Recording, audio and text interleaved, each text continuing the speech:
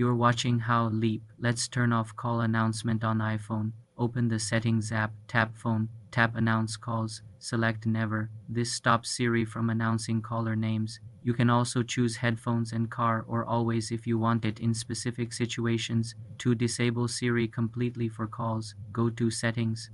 Tap Siri and search and turn off announce calls.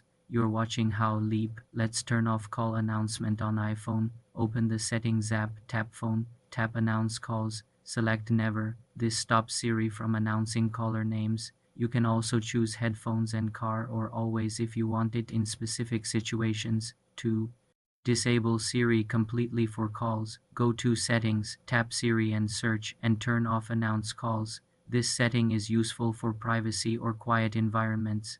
Ensure your iPhone is updated to the latest iOS for these options. For more simple tech tutorials, subscribe to the channel.